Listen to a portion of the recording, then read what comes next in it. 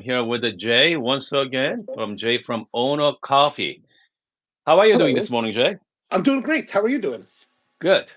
By the way, if you haven't subscribed Jay's channel, make sure to do so. Okay, it's Owner Coffee, right? That's That's it. right. Just ONO the coffee. Owner Coffee. And the fact is, Jay goes live streaming every single morning like I do, That's right. but That's right. Jay is much more organized, which means he go live at 10 a.m. Eastern Time, 7 a.m. Pacific Standard Time. And you Right, go right. what, 5 days a week, Jay? We try to do 5 days a week. It just depends Okay, on what's happening. okay. And for you definitely go live streaming that set time, correct? Yeah, yeah. I try to Okay, keep it set so that people can know when to expect it and when there's a exactly, problem. exactly. Yeah, for mine is whenever. Okay, Right. I mean I give my viewers about 5 minute notice. That's all.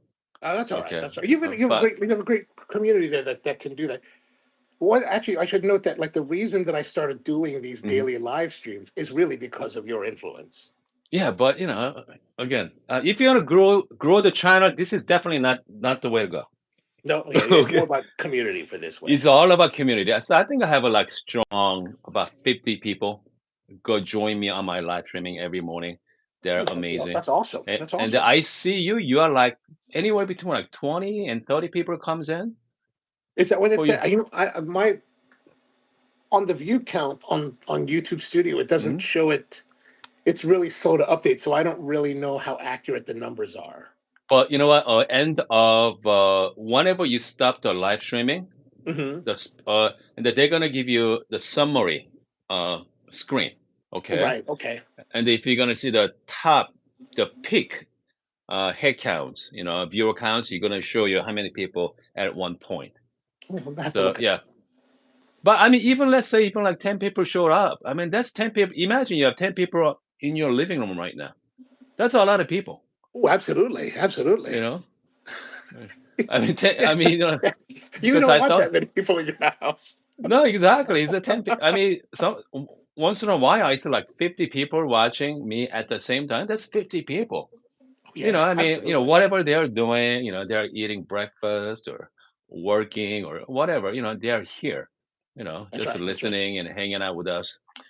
So the reason why I invite you this morning because, obviously, Jay, you are the true copy professional.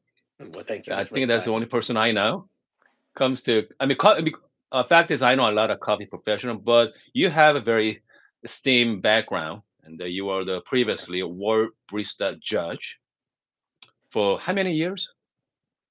I did 15. judging from 2007 to 2023. Yeah, I mean that's a long time. So you are the head of the World Barista Championship, the head judge for quite some time, involved with as well. So I know you've been around with many different people. Comes to coffee, and so here's one question I always in my head because Mhm. I think I spoke with you quite a bit as well.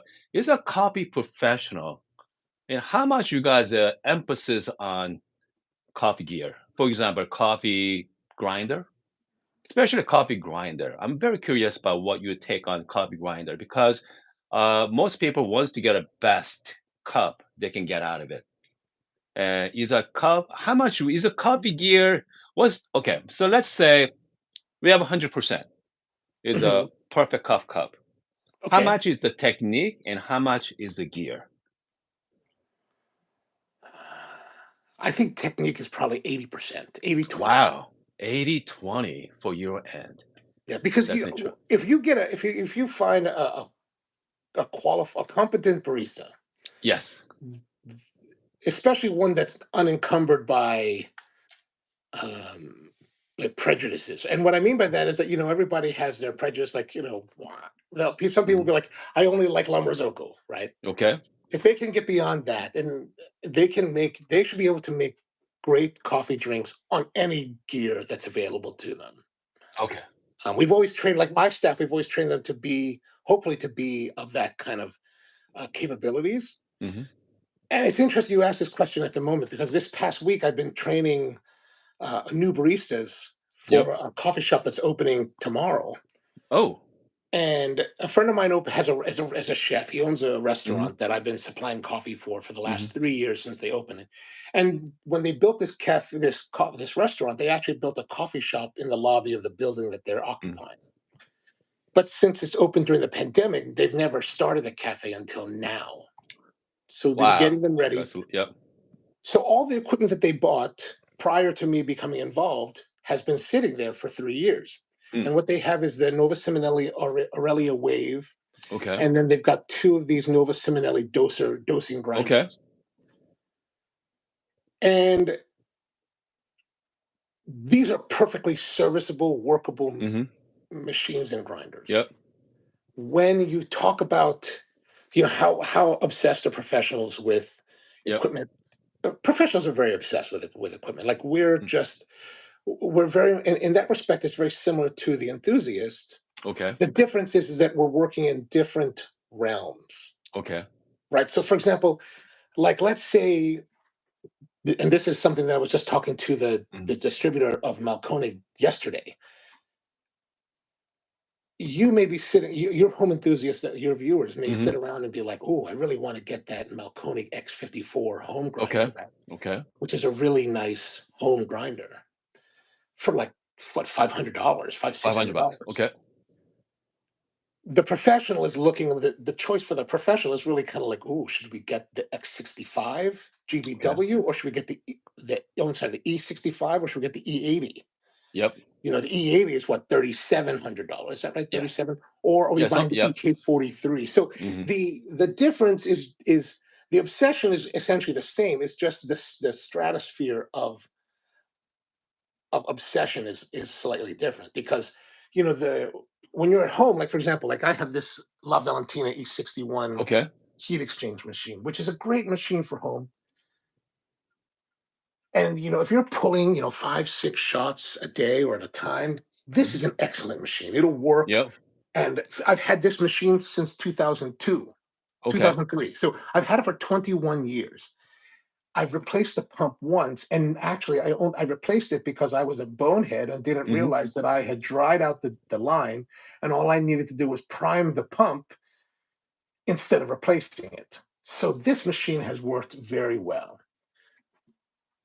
but it would not be a great machine in a commercial environment where I have to Yeah. make drinks Mhm. nonstop all day for hundreds of people at a time. So that's really the big difference, is that we're looking at different stratas of gear. And so it ends up being wildly more expensive. However, it's wildly more expensive, but you're spending $20,000 on a machine, but you're also gaining, hopefully, $500,000 in revenue, right? So there's a different metric at play. But the obsession is still the same. Like, you're always looking like, oh, that, like, no matter what you have, you may have the La Marzocco Leva Yep. and be like, I got the baddest machine on the planet. Yeah. And then Case releases his Spiritello, and you're like, I should have bought the Spiritello. Right. So there's always something like that. There's always something like that. Okay. So in their realm, so most people likes pour over coffee at home, right? Okay. Okay. Comes to I think I understand. I got you. Comes to barista point of view, espresso machines. If you have some capable espresso machine, I think technique, like you say, 80% matters. Okay. But comes to filter coffee pour over setting, do you apply the same concept, 80% barista's technique, or you have something nice grinder? What do you think Yeah, yeah. about No, the manual setting? I still think it's technique over everything. Like Okay. your commitment, technique is so important. I'm Hmm. looking for something to illustrate Okay. this point, which I don't know if I can find it readily. But let's say, for example, So while Jay is looking for something, if you're just joining us, we are talking to Jay from Owner Coffee. yeah, He is previously the World Barista Championship judge for years, and we are talking about the importance of coffee gear versus technique this morning. right. And so, okay, here's what I say. So I believe, this is my Hmm. belief. You can Yes. totally believe something else. This is the Melita Yep. pour over. This is what you can Yep. buy for $5 at the grocery store. Sure. I Yep. really do believe Yep. that materially there's not much difference between this and this beauty. Like this is Okay. the ODZ Benjerong Yep. porcelain brewer, right? Yep. Yep. And then you've got all these other stuff. Essentially, these will give you similar results, Yes. right? It also depends how well you can manipulate them or manage them to get the results that you need. And I think that sometimes, whether we're professionals or enthusiasts, perhaps we might get caught up too much in the drive for gear that we lose Okay. sight of the fact that it's more about we're trying. See, I try. I think coffee is pleasure, right? Yep. Like I think coffee is pleasure. Coffee is hedonism, and I want to exploit that hedonism, that enjoyment of coffee. And I don't necessarily. Sure. This certainly like this makes the process of making the coffee like sexy and pleasurable, right? Like I'm just Yeah. like, oh my god, this is amazing to use. But at the end of the day, it's the coffee that comes out is similar to this. So the pleasure, the end result Yeah. is essentially very similar. But okay, but how much you emphasis on grinder for as your point of view? Okay, so Okay, so for yeah, but for you, coffee shop point of view versus I'm talking about as you as a coffee professional. I mean, for you are going to make yourself a cup for yourself. well, I'm in a position where I look at it from a point of how much is it going to cost Okay, versus the result that we're going to get out of it. So that's right. while everybody's running to the EK43, Hmm. I always thought that the R80, the R100s Yep. from Compaq were very good, probably just as good. Just that Okay. the EK43 gets all the hype. There are certain things, and so I'm not willing to go out and spend crazy amounts of money on everything, Hmm. right? Because we still have to make a return. More importantly, I still have to pay my staff, right? So it's really about making sure that they get paid and get a good living rather than just buying the sexiest gear that's on the market. That's So right. that's kind of what's at play in my mind when we look at equipment. However, that said, when you have nice equipment, it really makes a difference. So, for example, like I said, I was working with these Hmm. Aurelia wave machines, and there's something wrong. I don't know if there's something wrong with this machine because it's Hmm. never been used. But for example, like if I take the group head, right, when I flush Yep. the group head, like on this this Hmm. E61, if I turn the group head on to flush it out and I Yep. stop it, it pretty much is done. Like there's no Yep. drip, there's no continuation. My La Marzocos are like that. But on this particular Aurelia, it will drip for the next like 4 seconds, Hmm. which is actually driving me insane because it's like, you when you're working. So let's say our like the process we're using is we'll dose, distribute Yep. temp, and all that, flush, and then what I want to do is flush and go straight into it and then hit it. Yes. Yep. But here I have to like flush and then I have to Mm. wait, Wait. wait, wait, wait, wait, and then it stops and I can lock it in. So there are those kind of things when you move up in scale of quality equipment that makes life smoother, more easy. So that's where the expense kind of comes into to worth it. Like for example, this going back to this will get the job done. Yes. It's plastic, right? Like I can do Yep. whatever I want with it, and I'm not going to worry about it. Yep. But this just becomes a pleasure to use Sure. because it's luxury, because Yes. it's nicely thought out, right? And that's true. I think when you get to a lot of the equipment that's out on the market. Like you can do certain things and they may have an aesthetic appeal that is, not going to be matched by something like this. This will get the job done, but the other one will give you more pleasure. I know. Speaking of getting job done, I have a DF54 sitting right here. Oh, Okay. nice, nice. This is Like, $230, $229 grinder, 54 ooh, millimeter flapper. Okay. We are talking about getting job done. And then we have EK43. oh, nice, nice. That's close to $3,500. Okay, Do, with the do you like SSD it? version. They're amazing. Okay, Okay. Yeah, yeah. okay. And then I have single dose grinder right here, Fianzaro. It only does single dose with Mhm. filter only. You cannot go espresso. Just the filter focus. Okay. That's it. Oh, All right. brilliant. Brilliant. But I mean, this got set you back $1,200. Oh. And we have another grinder here. This is option O, 102 millimeter flat burr, the blind birds. 102 millimeter, 98, 100 millimeter, 64, and 54 millimeter from DF54. I mean, like you say, everything get a job done, right? Right, But right. there's a different level of, let's say, pleasure to use it. Okay, Agreed, agreed, pleasure to use absolutely. it. So, but I mean, like you say, if I believe that if the right barista has a lot of knowledge of how to brew V60, I bet you it's gonna be come close to DF54 with the 54 millimeter, just a plain average grinder versus the highest level filter grinder. If a proper person behind the bar, I think it's gonna be close. Very Yes, close to that absolutely. I think so. cup. It's certain technique, water temperature, maybe water chemistry, maybe right paper. I don't know. I mean, just all that knowledge. Okay, I feel like this grinder here give you that shortcut. Okay, you don't have to work hard to get the understand how to brew. Agreed. You're Okay, gonna I totally agree with that.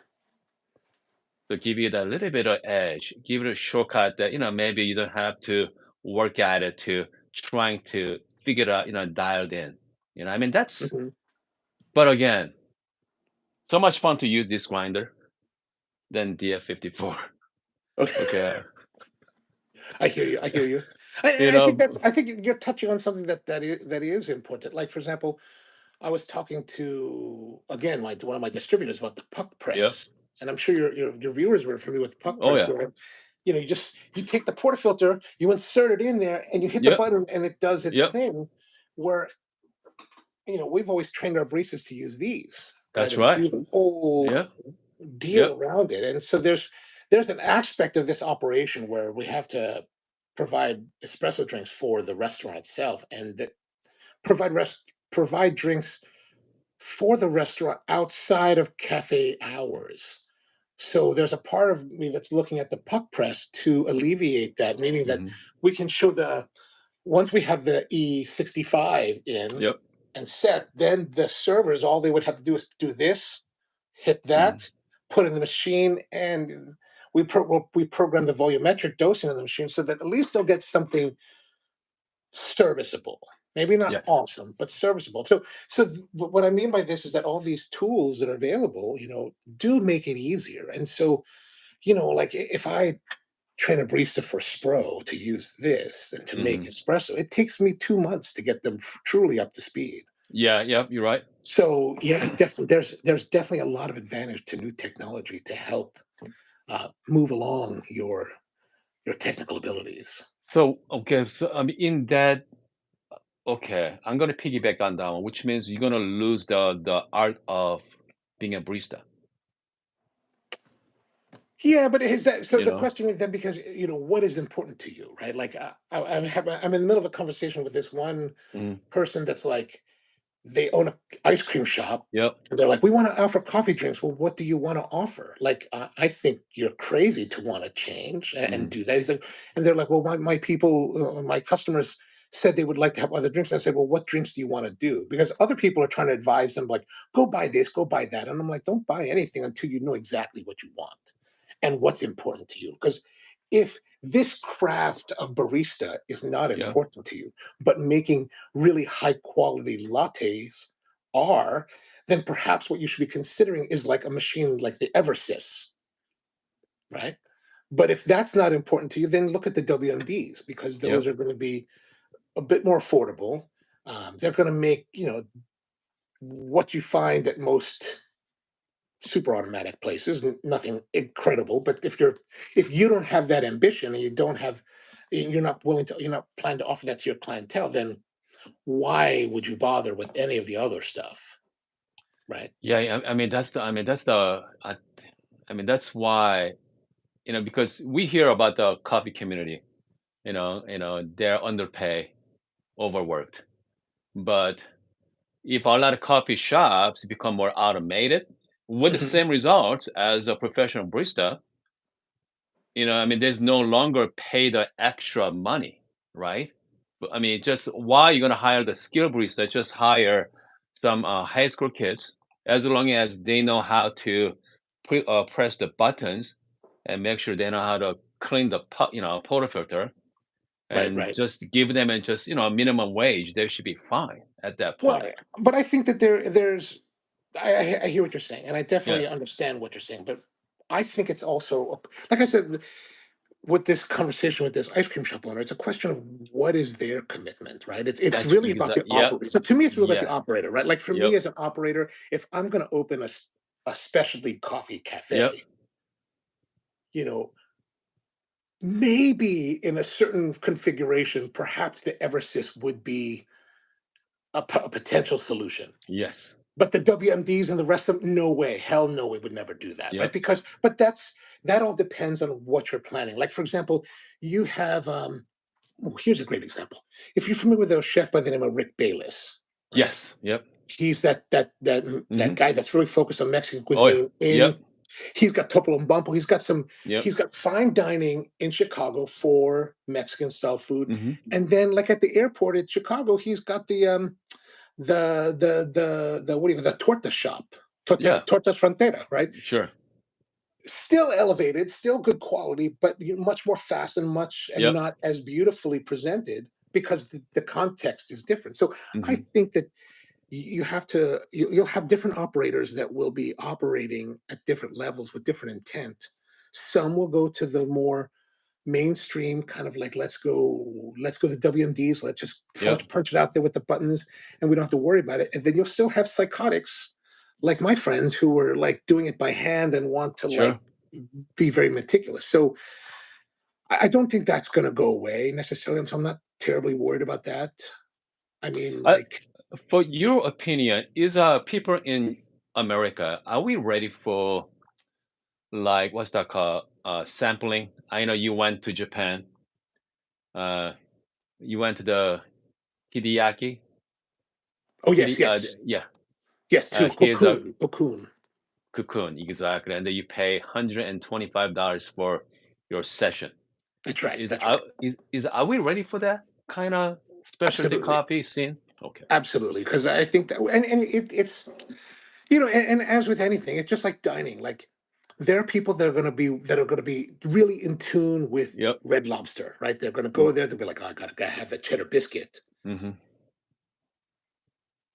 But there also be a group of people, and certainly probably a smaller Yeah, subset of the American public that is going to go to the French Laundry, that's right. right? So there is space for all of that. It's just a matter of like who is going to be able to express that or Yep. who's willing to take the chance to express that. That's really, I think, the question. And I think that there's very few people that are working, I think, today at that level. I think the people that come closest to that are um, John Piquet at Cafe de Bowl in Salt Lake City, Okay.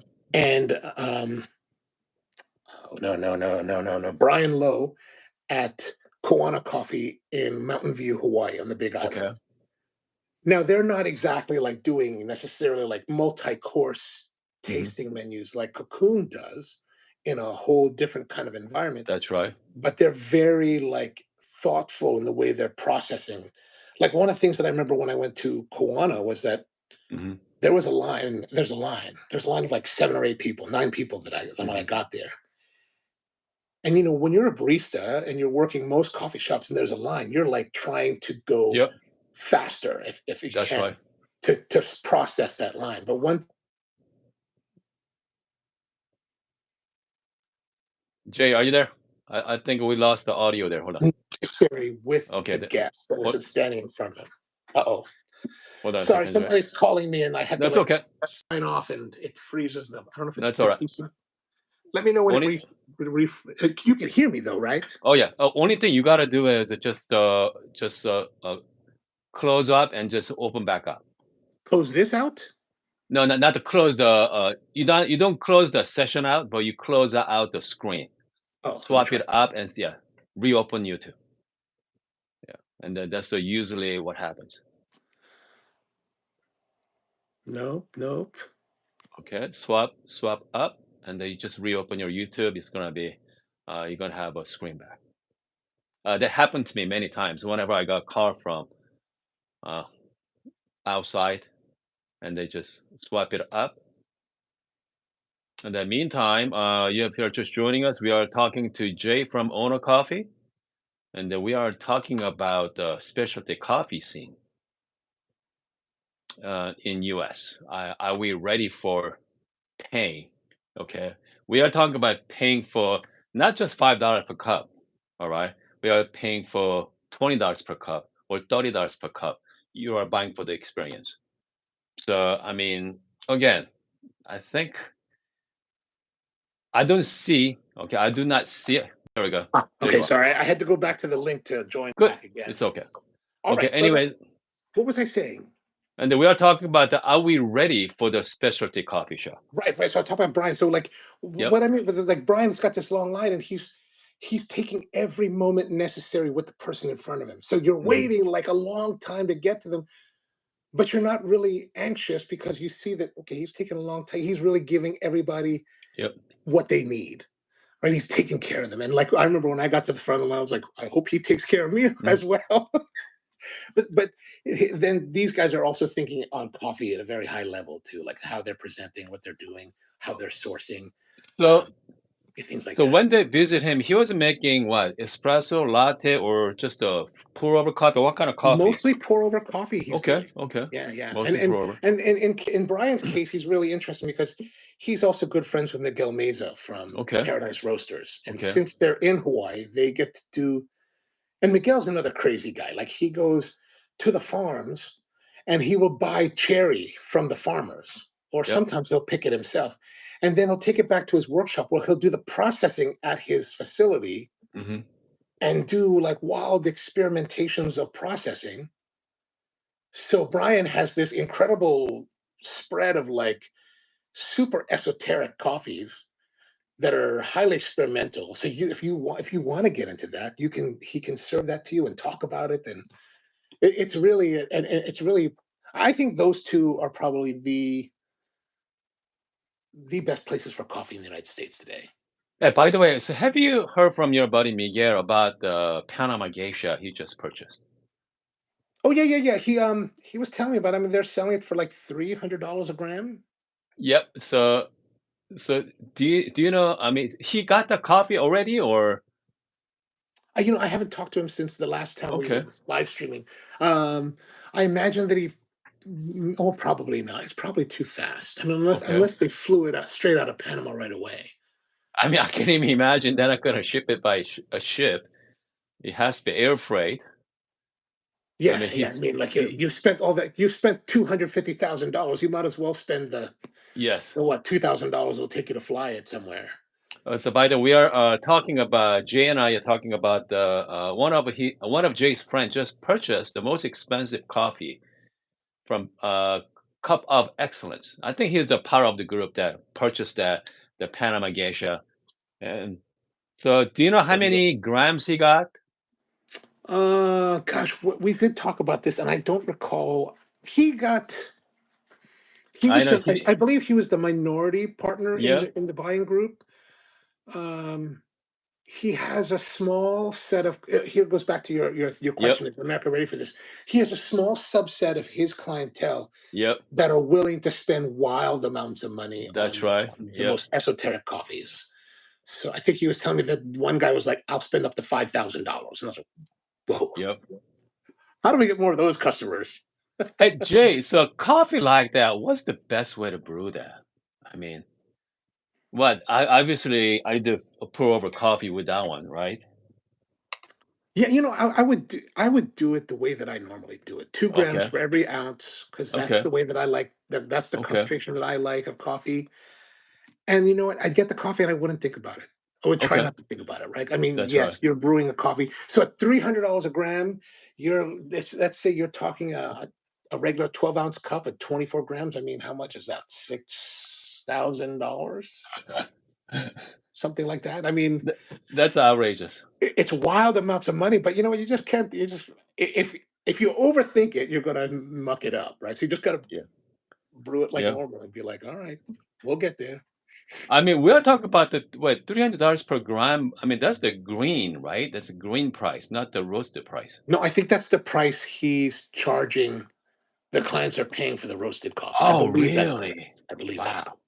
correct. So he's gonna charge 3, wow, Yeah, goodness. and all that he bought, from my understanding, all that he pretty much, I think 90% of what he bought is already sold, was pre-sold. Okay. Okay. And then he's has a small amount where he's going to be doing tasting events so people can Okay. come and taste the coffee brewed. Sure. Sure. I don't know any details on. I haven't followed up on that, but if you have access to Hawaii and look at Paradise Roasters website or social media, I'm sure they'll announce that at some point. What's the most expensive coffee you ever purchased? That I've ever purchased, Yeah, $28. per pound, Mhm. Green. green. I mean, that's not a lot of money. No, no, it's not. No. Well. Okay. If we rewind back to when I started in the business in 2005, Okay. my mentor 2005. was part of the buying group that bought the very first auction lot of the Hacienda Okay. La Esmeralda geisha Okay. that Okay. actually launched all of this stuff, right? Okay. That coffee at the time was wildly expensive. People were blown away. They couldn't believe anyone would spend that kind of stupid money Uh-huh. on coffee. For God's sake, what is wrong with these people, right? Uh-huh. And it was a really nice, delicious Uh-huh. floral tea like coffee. That coffee in 2005 cost $21.75. Wow, $21. And people were That like, that's just outrageous. Outrageous. And now, worth what, 1,000 times more than that? Two 1,000 thousand times. five hundred dollars a pound, something like More that. like $5,000 per pound, right? Yeah. So Wow. yeah, 20 times or 200, whatever the Yeah, well, yeah, multiple is. yeah. But so $28. I mean, don't get me wrong. I think $28 is a lot of money to spend per pound on coffee because I deal in America. I'm in the United States, and the United States clientele, especially over the last 15 years, you start charging $15 a cup. Some people are upset. Like in 2010, we were charging $15 for what coffee was it? It was the Ida Batye coffee, one of Ida Batye's specialty Mhm. coffees, right? And we were charging $15 a pound, $15 a cup. Okay. And people were wildly upset. Like our clientele was happy, right? They had great coffee. It was Yep. expensive, but so people would buy it. But I mean, everybody was mad. Everybody was mad. And I mean, industry people were mad at me. They were like, they wanted to pull my accounts, and like counterculture was like wildly. I heard they were wildly Yeah. pissed off. They were one of my suppliers at the time. Uh-huh. When I started Spro, Mhm. we did the multi-roaster thing, and I Okay. pulled all the support from my friends that owned the companies. And one of them was counterculture, and they were the ones that sourced and roasted the Ida Mhm. Batye's private reserve. And when you calculate the price that you pay for this coffee, you can't sell it for like $3. You have to sell it for Yep. something that makes you a profit. And because I'm not selling hundreds of bags of it. I'm selling like one container Mhm. every few weeks. Yep. You can that you have to build that margin in. So it's $15 a cup, and people were so pissed. I heard Ida was upset. I heard counterculture was upset. And I was like, well, that's just how it is, man. Like, how can we give respectability to coffee if we're not going to charge respectable prices That's true, right? or a That's price true. that commands respect? Yep. We still have Yep. $2 coffee, but Yep. if you want this really amazing stuff, it's going to cost you a little bit more because it costs us a lot more. And we're also going to present it, hopefully, we're presenting it in a nice way, like we would make that in the back pot, so it's all pretty, and you had this whole Mhm. like ceremony around it. So it wasn't just like here's your brewed coffee and get out of the way. Exactly. Yeah, you're right. You gotta just properly set up. Yeah. But I think one of my friend a while back, Vincent, he used to have the brew bar. So he has Oh, no okay. machine. and no machine, just a brew bar session, one on one. I think people has to make an appointment for that. He usually charges like Ooh. $30. Yeah, $30 per session. He ended Is this up the guy in LA? no, no. Oh, He okay. he used to be in Toronto, I think, Vancouver Oh, somewhere, and he did that for a couple of years, 3 or 4 years, and then he ended up shutting it down. But anyway, so I don't know what he's doing, but at the time he got his grinder.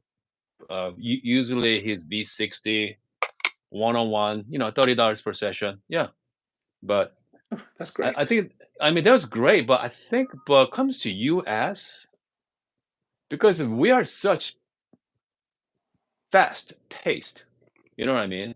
Hmm. You know, so I don't know. I think, but like you say, I bet you we have a subset of people has a time and appreciate the coffee. I think, but again, someone needs to step up and open up the shop. To Yeah, I mean, take and a like for example, like why part of why I think that is that with the mainline shop of Spro, we had a lot of like yep. very special coffees, and people would come in and spend their time and really geek out with us. But then Mhm. when we opened the roastery cafe, which was called the Mhm. Cafe du Spro, which Mhm. I modeled after Cafe del Hombre Okay. in Tokyo. So Mhm. that was only you had to come and sit down. There Mhm. was no to go. We would make the coffee to order. So very much the service of Lombre in that respect. Yep. And but we only operated that. I was the only one that was operating. So we would only do it like maybe a couple days a week. Mhm. But there was always a nice core of people that would come in and spend their time. And Sure. even the coffees were like $10, $15. So they weren't necessarily cheap coffees, but we had a whole spread of our catalog there, a lot of vintage coffees, special processed coffees.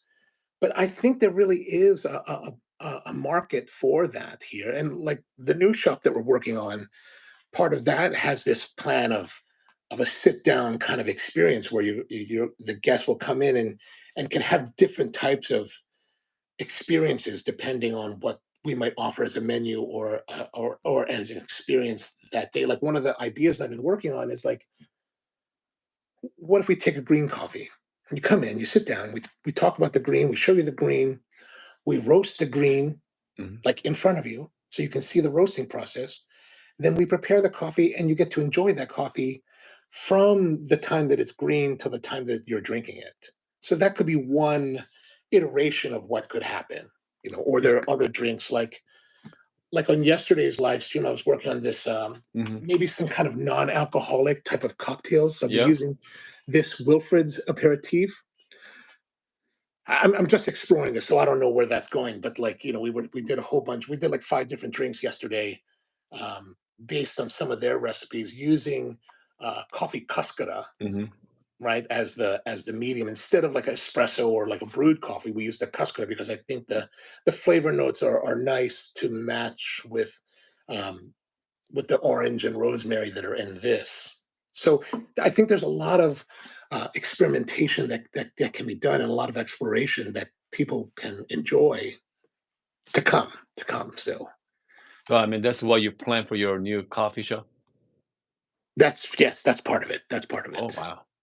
And then when's the grand opening? I know you've been working on Uh, it for quite some time now. yeah, I don't know. I don't know. I have no idea. Like, our permitting just went to the food department, the health Mhm. department this week. The head inspector called me just I Mhm. think yes 2 days ago. Okay. He's like, hey, okay, we're ready to look at your stuff, and I was like, all right, let me Uh, know what you need. And so who knows? Who knows? Hopefully soon, but hopefully before 2025 at this point. so are you excited about the new venture, or are you a little nervous, or? I mean, Uh, there's excitement. Well, everything we're going to be doing there is very yeah. will be very different than what we've done. Like for Mhm. example, we really want to. Part of it's really just about doing Mhm. takeaway, Yep. right? Like we're in the location is in a place that's pretty industrial, very Mhm. commercial. So there's a lot of people that work in the area. So my thought really is like 7 a.m. to 10 a.m. hot brewed coffee, really nice pastry. Mhm. Pick it up, have a great day, go enjoy your work day. Okay. No espresso drinks, none of Okay. the stuff that you find at most coffee shops. Just really kind of like focused Mhm. and go. and then the other side of it will be this bar experience. But I'm still trying to develop. So it's kind of exciting because you want to open a new place, you want to Mhm. see guests and serve them. But the other side of it is also, well, now will it work? Who knows? If it doesn't work, then we're totally hosed. And then there's this part of like, how do we take what we know in our experience with serving coffee and preparing coffee, and how do we bring that to a new level? How do we make that more interesting, more compelling for people to enjoy? So And that's the a bit daunting because there's a lot of can work to do in that respect. can you turn that into the throughout the evening, maybe serve a wine and like IPA, high-end beer? Have I you thought mean, about that? we could, but we're in the jurisdiction that we're in. That becomes wildly expensive Oh, because of the really? licensing, right? That's one of the problems in the United States that I see compared to my friends in other parts of the world. We have such draconian alcohol laws Mhm. over service, and part of that's because legacy, but also part of it's because all these people have paid hundreds of thousands of dollars for their license, and they don't want to. They want to protect that, just like the medallion drivers in New York City for the Yep. taxis when Uber came. Their They're million done. dollar investment Yep. just dropped, Yep. right? So these guys are fighting. That will fight that too. So it's a more difficult proposition in America than it would be in other parts of the world. But I thought in Arizona, as long as you serve some kind of food, you can have a beer and wine license. Yes, here you could do that too, but your investment has to be more than, I think now it's almost $500,000 What? in your fit out. Yeah, yeah, yeah. There's a require in Baltimore County. There is that qualification, Oh, but you man. really have to go like you really have to spend a lot of money. Oh, I don't want goodness. to. I'm trying not to spend No, that kind of money. exactly. Yeah, oh, yeah. Plus, also, I think there's the challenge is how to and here's the whole thing though. Evidently, Uh-huh. there's this thing is called sober curious, right, or Yeah. non-alcoholic, and Mhm. that's a growing trend in America. A lot more of the younger people, unlike my generation, where Mhm. my Mhm. friends would like, let's go out and get drunk and buy a keg Yep. and get wasted. Like, I don't think kids today do that kind of thing, right? I don't know what they do, but at least my nieces and nephews don't seem to be very into that. You know what? So They in don't there, yeah, yeah, they don't do anything. Like, my son is 21, right? okay. He has no interest to go out to bar. Yeah, he's not coming home. Dad, I'm wasted. No. No. Like he's we would yeah, have done yeah, that. Dad, I'm you know? wasted. Yeah. But I yeah, mean yeah. So I think there's a whole interest too in like this kind of thing. And so, but I also like I'm not as much as I may be in front of a bar that's mhm. pretty fully stocked. I actually don't drink very much at all. So this is kind of interesting to me as well. So it's like, no, let's see. Plus, how do we make coffee drinks in this setting and maybe make it interesting, appealing, compelling, Sure. maybe? I don't know. I mean, Exactly. it's a challenge. It's a challenge. I mean, I think you're right about the compelling part of it, right? Because we need to make coffee compelling that people are willing to spend more money, you know, instead of, who has the cheapest coffee or which place has the fastest, you know, coffee they can deliver, right? Starbucks, obviously. Whenever I drive by Starbucks right here, right, Mhm. if I walk outside, I see the Starbucks. Okay. Okay. They got a line out there every single morning. Right, right. But for them, that's convenient. They think that, their coffee is great. Okay. Maybe, they might be right. For them, that is awesome coffee. But, I guess, people like yourself, professional to, hey, there's something better out there, right? Oh, You know, yes, yes. But I so mean, I gotta people, say their pink drink is pretty good too. sure. I know that's true. But someone, eating at the Red Lobster and there's, Right, if right. they experience at the French Laundry, goodness. I mean, I never had it. I heard they're Oh, amazing. French Laundry? Yeah. I've Have you only been to been? Per Se. Oh, yeah, same thing, right? That's the Thomas Keller Yeah, Thomas Yeah, Keller. yeah. And honestly, I went there a long time ago now. It's been a Mhm. long time, but I still think it's the best restaurant meal I've ever had. Sure. Like, I would love to go do it again. I just don't know if I want. I'm at this point where I used to be in this whole thing where I would go to a lot of fine dining, Yep. but now I'm at a point of life where I'm just like, Okay. I'll just cook it at home. Okay, so in that said, I know you spent $125 on the fine coffee in Japan. Mhm. There's something you like to go back there again, or there's some kind of like one and done experience? I thought Cocoon was very much like, my experience at Alinea. Okay. Alinea is a restaurant in Chicago that Mhm. for your viewers who may not be familiar, it's very experimental. Mhm. The owner or the chef, Grant Yep. Achatz, is highly experimental and kind of like in the experimental sense of like if you've Mhm. heard of a place called El Bulli. Yep. So I went there a long time ago, also 2007, I think was when I Mhm. was there, and 23 courses, amazing presentations, Mhm. amazing like concoctions, Yep. but it was very intellectual. To me, it was a very intellectual meal.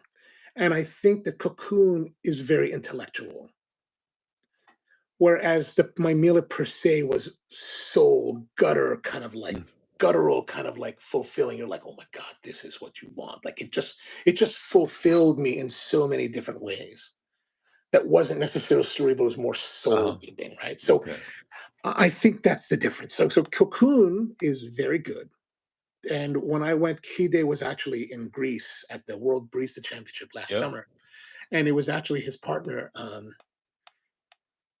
Miki Suzuki, who's actually also a friend of mine. Miki was the Mhm. one doing the presentation. She's a wonderful barista. She's like multi Japan barista champion of the world. I mean, yeah, Japan barista champion. I think she was like number 2 in the world at one point. She's definitely in the top 5 when she went to the World Barista Championship. So she's wonderfully qualified, really great. And it is truly an amazing experience to go there. Like you go to this nondescript location that's Mhm. non-published. They send you the information how to get there. You have to go there. It's a nice part of town, and then you go to this spot, and they welcome you. It's really different. But I thought one of the cool things is that they the experience you're in is kind of like what they call a tetsubin. I don't know if you're familiar with that. Tetsubin are those Mhm. cast iron Japanese teapots. Yep. Right, so the idea is that you're in a tetsubin because the way that it looks, and you Mhm. have to climb in to this space. And I think the climbing in part, to me, the climbing in part makes you feel like you're climbing into like the Apollo space Mhm. capsule, right? Because the way you have to get in there is Mhm. kind of like that. But I think it's also kind of plays off on the whole Japanese tea ceremony, right? So Mhm. when you went to Japanese tea houses in the samurai era, you would have samurai who would come to these tea houses, and they would have a little tiny door they would have to crawl through that would be small enough that they could not bring their swords with them. So they'd have to leave the swords out. That's why the door was so small, so that opposing members of different daimyo could drink tea together without killing each other. And so I think that's where they're taking the cues from. So it's a really interesting um, environment that you're in that's really focused. And there's only like, I think the maximum seating is 6 people. Mhm. There was 3 of us when I went, and it Mhm. was it was great. It was a great time. Really interesting, like coffees, and they do the wagashi, so they pair it with some kind of like Mhm. you know whatever, and they pair it with. So they'll bring in water from a sake factory Yep. somewhere in the country, and they brew the coffee with that, and then they also serve the water as a side with it. So it's interesting. It's a really interesting and I think worthy experience to try, especially if you're interested to see like what are the most progressive coffee people in the world doing. I think that also I think the Mamiya Kakeru is probably a place that I would like to visit next Mhm. time. That's something similar to, but not as exclusive. Are you familiar How with that? yeah. How's the coffee though? Okay, so I mean, so you had an amazing experience, right? But is that worthy of I'm not talking about experience. Is Right, the right. I hear you. I coffee hear you. So yeah. like I said, it goes back to, and this is what I actually shot the video there. So Mm. this is what I'll say in the video when it finally gets released. So it's not like I'm covering up anything, but basically, like I said, it's for me, it's an intellectual experience. Okay.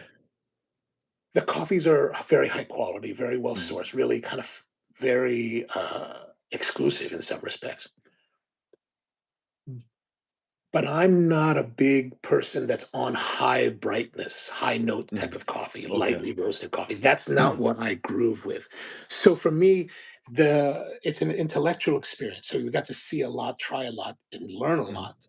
but like with the comparison to per se, that really spoke to me on a guttural level. So it had it been different coffees that really were more appealing to my personal taste, I would probably feel a little bit different Okay. in that it would be more guttural rather than cerebral. So So I speaking think if of you're the really into high note coffees, you'd probably sure, love it. Like you'd be like, "Ah, this is a truly incredible." that's my kind of coffee. Yeah, Hey, yeah, yeah. when you gonna post that video? Oh gosh, I still have so many videos to cover from that trip. I'm talking about. I mean, can you just make that experience alone? I mean, even that's Oh, even it will be. So yeah. it will be its own video. It will not. It probably will not show everything because they actually asked me after the fact not to show everything. No, okay. Right? Because they were like, well, if things will, the menu will change through the season. So Sure. if depending when, and I was like, okay, I get that. And when it comes to like, especially since they're also my friends, but when Mhm, it comes to places that allow me to shoot, like if they want, like I don't offer editorial control, so I will mhm, say and do whatever I mhm. want with it. But if they say things like that, hey, can you not? Don't show everything because we don't want we want people to have a little bit more surprise. I was like, okay, that's fine. I Okay. had one place in Bangkok. I shot there with them complete. I shot everything there. I shot it was a really beautiful place. And then it wasn't until after Mhm. I'd left the country, they were like, "Would you mind not showing that video?" And I was Oh, like, "All right." but I So mean, but I mean, like you say, Jay, but you say you want people to surprise, but let's face, how many people actually go to Japan and experience that? Because people wants to know. You know, agreed, agreed. And but I mean, come and on. only I only bring that up only because it's like, I do try to play a line of respect between Sure. the places that allow me to shoot Yep. and or any place that I go because I don't want to be one of those YouTubers that are just like, causing a lot of problems. Like when I went to Cafe Bach, they Hmm. were like, oh, they asked me not to shoot. So I didn't shoot anything inside their shop. I just Yeah. shot everything outside. Yeah. So it just kind of depends. I just try not to, but what I would do try to do is bring an accurate representation as to what I experienced, Exactly. So and the by the reflection. way, so I mean, so Jay's not a just typical YouTuber, okay? Or also your background in film as well, okay? You That's correct. study film in New York and on New York University as well. That's correct. That's So correct. you understand about movie, how to make movie. So if you check out the Jay's video, he's remind me of Bourdain, the Anthony Oh, Bourdain, right? that's very He's kind. a That's very kind. Jay is a great storyteller. So again, that's why if you haven't checked out Jay's channel, make sure to check it out. Yeah, I cannot Well, wait thank you. for your video. Your especially that trip to Japan. All Well, right. the Japan videos have been dropping. It's just that I'm doing each one. What I try to do is each place separately, Yep. and so I really shot a lot of places, and it's like Hmm. we're a year past. I mean, I've been back home for over a year, and we're still editing videos. Like the next Japan video is a place called Mocha Coffee, Okay. which is a wonderful little shop that I've known the owner for 10 years now. Maiko is her name, and she's Hmm. this woman who works all by herself. She only sources coffee from Yemen, Hmm. and she has this like a greenhouse looking kind of shop, really tiny. And her mom makes the cakes that she serves. It's really a wonderful place, and it's interesting because she kind of straddles this line between the old school kisaten and the Hmm. new school specialty. The more I've been thinking about it as I've been planning to edit this video for it, it's like it really is this strange little dichotomy that she Hmm. operates in that's very different than any other cafe that I've been to in Japan. So I'm trying to. I've taken a lot longer to make this one because I want to give it the proper respect that I think it deserves. So how much time are you actually spend on your videos? It depends, but on average, if I can flow really well as far as like the Uh-huh. writing of the script Yeah. and the editing, then perhaps I can get it done in a week. Okay. But this one, sometimes you have to do a little more research, a lot of reading. You have to write. Sometimes I reach like with Michael's video, I've been sending Uh, her questions about like, hey, I got a question about this, and then it takes her a couple of days to respond. So I actually have a number of videos that are lined up on my queue that are kind of anthology Mhm. videos for the last. I had like a month's worth of them that I've been releasing because I'm still not to the point where I can I don't I'm still actually I don't after this week's video, tomorrow's video, I don't have anything. Like I'm kind of hosed at this point. So But you know what? Because I know a lot of people write a script for that, but some people really like the script. I don't know. I cannot do script for whatever reason. It's not my thing, but I guess everybody's different style. well, the script is for me, and this is I tend to shoot very gonzo style. Like Hmm. I'll go out and I'll just Yep. shoot, Yep.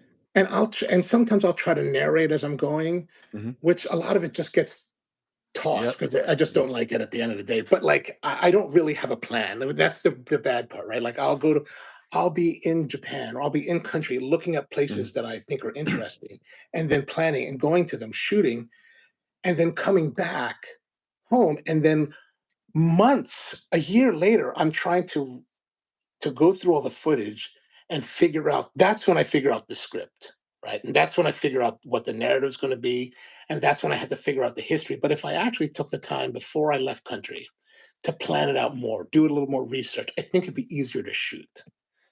You know what? I think there's no such channel like your channel, right? Because I mean, we have a lot of food channel. Okay, we have Okay. like the Mike Chan, Mikey, and we have a Mark. Those guys out there all travel all around the world, eat food, but nobody cover the coffee shop as culture. Oh yeah, yeah, I can see that because I don't get compared to other channels, I don't get many views. I know, but I think, but you do have that, but you do Maybe have the nobody's potential. interested in that kind of thing. I think. No, people do. Think about it. I mean, look at James Hoffman, right? I But mean, James but Hoffman. it's not it's so difficult to compare as a YouTuber, as a coffee YouTuber. It's so difficult to compare anything to James because he's been at it for 12 years, right? Like and his trajectory is totally different than everybody else's. But what I'm saying is people has a demand for that, right? Okay, because for your case, you have about 20, 30 people watching your videos. Okay. Right. Obviously, they like you enough to, I mean, just the scale 20 to 200 to 2,000 to 20,000 or 200,000, because people just need to find you. That's all. True, true. I mean, just a matter of, you know, discovering you, your videos. People watch your videos, man, it flows well. I really enjoy it. You have you have a very nice script. Yeah. I Yeah. mean, I Well, felt thank you. like, yeah, I felt like I'm there with you, you are experiencing it. Well, I wonder, like, is it because if I look at the CTRs and some of the Mhm, stats, it's like, or mhm. just even the view count, it's like, well, this view, 300 views is a lot of people, but it's like, in the world of YouTube, it's like, man, No, how do we get more people to watch? And is it but a question again, of like the thumbnails? I don't know. it's not thumbnail. You just I mean, like my videos, right? Like my live streaming. I usually get about 1,000 to 2,000, depend on the topic, 3,000, 4,000. That's it. Okay. I mean, If that's I got our. if I got 2,000 views, I'd be very ecstatic at this point. But just a matter of time, right? Just Okay, okay. just topical, and it just has to. Okay, you are building your community right now. Okay, I mean, Yes. my community is about a couple thousand people. Even though I have a very high subscriber counts, but most people from India, my friends from India, Indonesia, Japan, other countries. Oh, Okay, awesome, awesome. because they love my shorts. Okay, because they only have like 30-second, 40-second attention span. Okay. This is our long format. We've been talking for an hour. We have about 50, 60 people. They're hanging out with us. Okay. So that's my core community. I have about 100 to 500 really core community. Like you have like 20, 30 people. Just matter of Right, expanding right. it.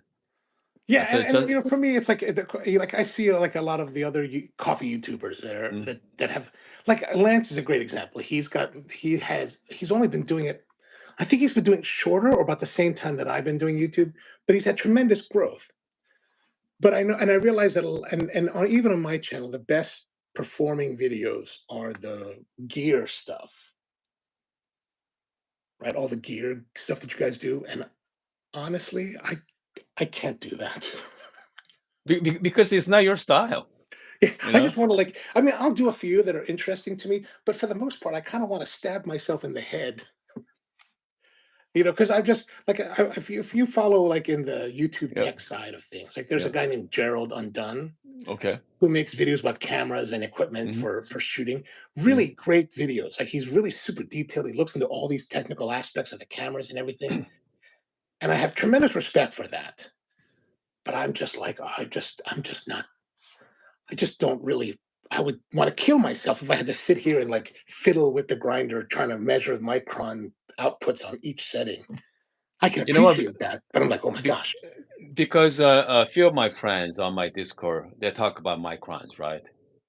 Okay. This Fianzaro grind, each click is about 10 microns. I mean, most people, what is micron? You know what I mean? So that's Right. the 100th of what? 1 centimeter? 1 millimeter? Whatever, okay? Yeah, I don't know. So, Somebody else would. okay, something like that, right? But for me, okay, when it comes to gear review, I'm gonna leave it up to Lance or whoever. Okay, Lance does great gear review.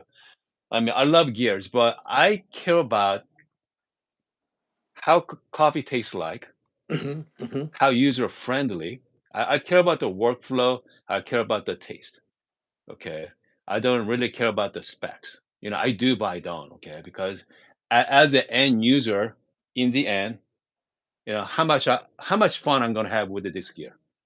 That's all I care about. You know, it's gonna be bring me the pleasure to using it. Is that bring me the pleasure to spending 2,000, 3,000, or $5,000? Because a lot of people out there watching. I mean, I know some of you out there, they're willing to spend whatever. Okay, these people Okay. has an ungodly amount of money. All right, so I mean, so money is not an issue for people watching right now. Some people do, but this subset of people, they don't care about that. You know what? Which machine bring me the most pleasure? Okay, so Right, right. I mean, that's what I'm trying to find it in this channel. Okay, which gear? Because Which every gig gives you the coffee, most pleasure? Yeah, yeah. exactly. I mean, every grinder I have, they makes great coffee. All right. I mean, but I think most people they pass that. Okay, so which one give me the most? Just you want to eat at the Red Lobster versus you want to eat at the Per Se or French Laundry, right? Right, right. You Well, know. speaking of that kind of like thing, like I've been experiencing that myself these past like few Mm, months in a whole different realm outside of coffee. So as you know, mm-hmm. I've been building this new shop, and so Yep. part of that I've been building um, a countertop for the bar Mm-hmm. that we're going to put in there, and it's this big piece of white oak, 19 feet long by Mm-hmm. like 30 inches deep, and it's massive. But I've been doing the finishing work Mm-hmm. myself, and so my friend lets me use his workshop because his place is Mm-hmm. much more Yep. suited to doing this size of piece. And he has this brand of tools called Festool, Mm-hmm. like a sander. And years ago, I remember Festool was always like Festool is wildly expensive, like wildly. This sander is like $700. Like it's Mm-hmm. wildly expensive. You can buy something similar from DeWalt or Ryobi, which I own for like $100, right? Mm-hmm. And I've been using this Ryobi 5-inch orbital sander to do these cutting boards I've been making lately here at my home. And if you do wood sanding like these sanders, you use them for a while. They Yeah. do a great job. Yeah. You're getting kind of Mm-hmm. numb after like 20 minutes. Mm-hmm. People would tell me that the Festool would bring joy to sanding, and I was like, you must be crazy, right? What? And now that I've been using this Festool Uh-huh. and then we use the Festool track saw, Yep. it's like, oh my gosh. Like it's like 600. How do we find the justification for $700? Because I'm like, oh, Okay. I should just go and buy that. Okay. So there is a great amount of joy and nice gear. Like for example, this thing here, right? I got this. You mentioned that this is the fellow ode, right? Gen 2, Yeah. Yep. right? And if you watch my videos, I actually talk about this on the live Mhm. streams that I always Mhm. want to hate on fellow. Like I really That's want right. to hate Yep. on Yep. because it's this cutesy hipster Yep. kind of company, and I'm just like, I'm curmudgeon on this. But Yeah. I have been using for my home grinder Uh-huh. this I bought it used in Mhm. 2007, Barazza Virtuoso that I have the Isato dose Okay. by weight Mhm. attachment to it. And I use that. It perfectly is serviceable. It does Mhm. everything that I needed to do. And I've used it on the live stream for the last year. It's perfectly fine. So I had the opportunity recently. A friend of mine is a Mhm. wholesale account Mhm. for fellows. He was like, "Hey man, you want to get some gear?" And I was like, Mhm. "All right, let's try this." Because he lent this to me. He lent me Mhm. his once, and I was like, "Oh, that's pretty nice." But like, let's say the one thing that I think is like really nice comparatively to the other grinder that you Mhm. get for this Mhm. is the speed. Right? If I put 24 grams of coffee in here, it goes pretty fast. Mhm. If I put the 24 grams of coffee in the Barazza, it takes a little while. This is significantly faster. And I'm like, oh my gosh. Yep. And it's nice and clean. And Yep. I gotta say, I've been really enjoying it. I've only used it a couple times, but I've been really enjoying it. And so there is a difference when you spend some money. Like this is what, $345, is that right? Yep. Something like that, Yeah, 340. so in the world of home grinders, it's not insignificant. It's as much as the Festool drill that I Mhm. bought. So it's not cheap. So you are spending, but there is there is some definite refinement to it. There is a certain amount of joy that comes from using it that makes coffee a little more pleasurable. One thing I did find that was a little bit Mhm. problematic was this little That's right. Yep. wings here. I don't know if you have this, Mhm. but it's Oh, supposed to yeah. like, channel it. But Yep. if you're not fully straight on it, you're a little bit off, and then you pull Yep. back. There's some coffee caught in here and it That's flies right. everywhere. Yep. That bothered me. But otherwise, so far it's fairly You know what? nice. I mean, Fellow did a great job marketing it. I Mhm. mean, everything they did, right? Even like Fellow Kettle, looks very, you know, I mean, modern look, right? Yes, Minimalistic look. They design really well. but they did I steal mean, that design from Hario, right? oh, they did. This They is the maybe, Hario Fit Kettle. yeah. So maybe they refined it, right? Yeah, but you know Yeah. what? That's the one thing I have to say. Like, and I say this a lot on my live Uh-huh. stream. Like Mm. that EKG kettle, I hate that kettle. I hate that with a blinding passion. It makes me Well, why? furious, furious. And here's why. I'll tell you why. So the first time I got to use one Yeah, was okay. I was doing training at a client's Uh-huh. cafe, and we're doing cuppings. Mhm. And so if you're not familiar with cuppings, cuppings are something where you'll set up like Mhm. multiple cups of your Yep. coffee, right? You'll set them up like this, and you'll taste Mhm. them like maybe three Yep. three sets, right?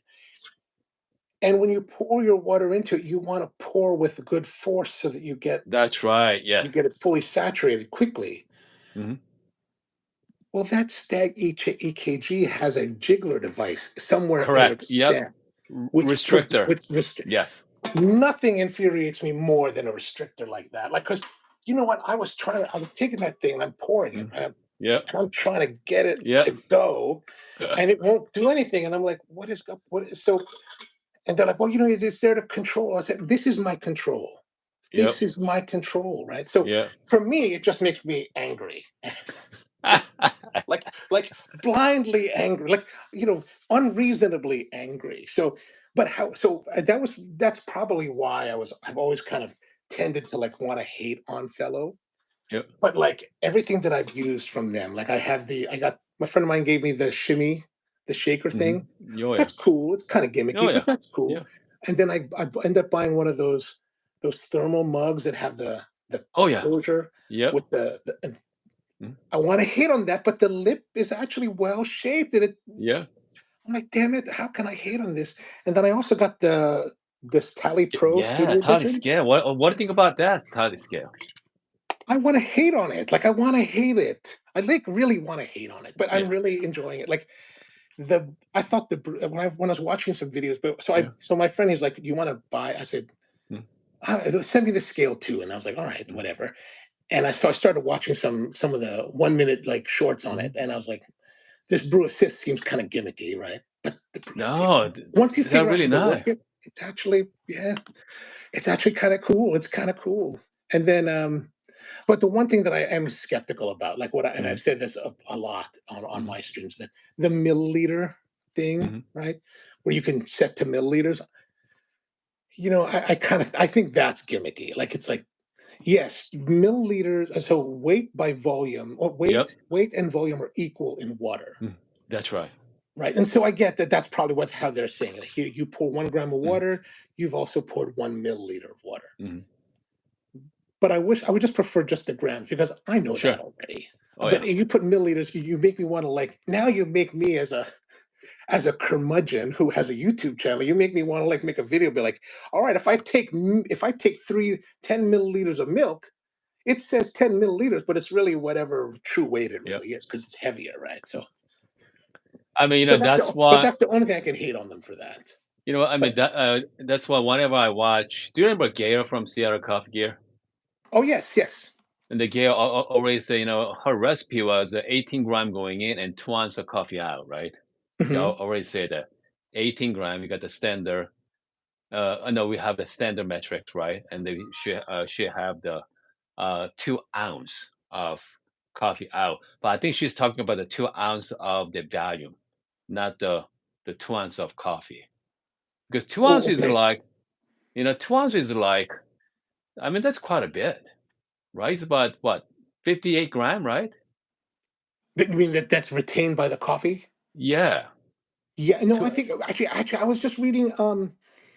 I was reading a thread on Reddit, Mm-hmm.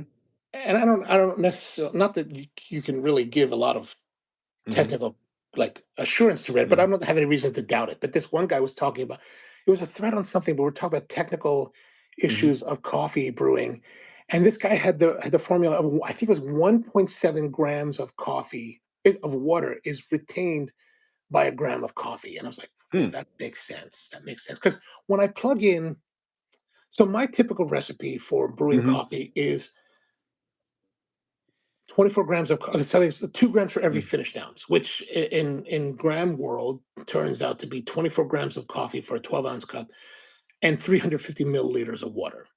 Oh, When I okay. So put for that the, when I put that in the, when if I put it, and some people told me that's the 1 to 16 ratio. yep. And I've never thought of things in terms of ratios, so it's really harder for me to wrap that around. I just try to break it down simple. 2 grams for a finished ounce, right? You want You 12 know ounces of what? coffee, 2 grams, or But 24 grams, right? okay, so how do you know you got a 12 ounce? Well, we eventually, because that was the only size we offered at Spro, we just Okay. calculated to be 350 mils, 350 grams. So on this scale, if I set Mm-hmm. this to 1 is to 16, right? It actually tells me 384 grams of coffee, of water. Yeah, which means they add it to the bag. Okay, that doesn't mean the finished product is not 350 grams of water. It could be like 310. Yeah, You know yeah. what I So mean? yeah, I totally with you. That's why so this scale. What I mean by this scale has caused me to question some of our recipe. And so what I want to do now, what I'm planning to do at some point, is actually be a lot more thorough in like measuring measuring each component, the water that we're adding, the water that's left, or the coffee Okay, that comes out, and then the water, the weight of the coffee grounds after the Jay. fact. So Yes. so check this out. So that's why they have a new scale just came out. Okay. So this scale has a two scale built in. Scale for the bottom, scale for the Mhm. top. Okay. So it has two numbers. Okay, the two screen right there. You see that two numbers on the top?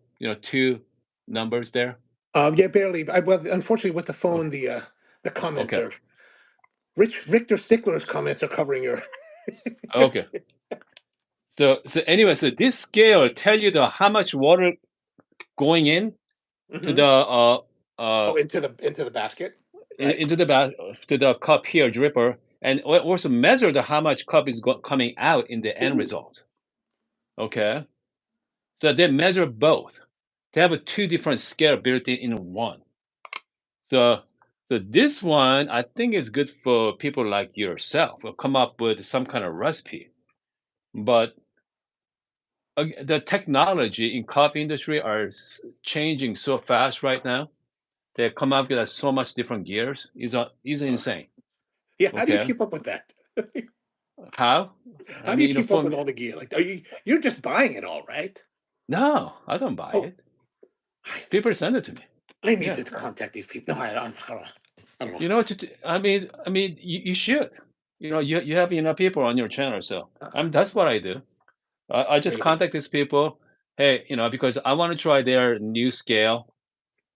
It's like 50-50. It doesn't get hurt, right? You ask what Right, they're right. gonna do. True. They're gonna say no. Just like when you're dating, way back when in college days, right? True, If true, you true. if you ask enough girls out there, somebody say yes. You know, it's Yeah, about yeah, the yeah. Absolutely. If you ask if you ask a girl every day out for their phone number or to go out, you'll at least have a date for every weekend. you know what? That's true because my batting average was pretty decent back then. Nice, nice, nice. It's all about average, right? But again, I mean, if you're gonna ask enough people, they're gonna say yes. Oh yeah, But yeah. Like one of my good friends, when we were younger, like in our 20s, he always had a different girl, and I was like, "What is the deal with you, dude?" I was like, yeah, and he told me that for me. He's like, "Maybe in a month, I'll ask 30 girls out. 4 of them will say yes. That's yeah. more than one a weekend." And I was like, and then you're like, "That's when I see you. It's on the weekend." I'm like, "Fuck!" And every week was different. I was like, "All right, dude, you totally have it." Oh, by the way, I just noticed that Lightspire was asking a question about roasting and when you should Yeah, how long the rest. Yeah. resting. I think that, I think the best way really is just to go and buy the coffee and Mhm. try it every day. Wait a Exactly. Sure. week Yeah. and Yeah. try it every day and see where Yeah. you find the best point, because it's always going Exactly. to Yeah. change. It's always going to change. Because I like to wait about minimum like 2-3 weeks, but I drink every week. Same time every week, and I'm gonna see. And if I'm gonna see it taste is good, okay, I'm gonna start drinking every day after that.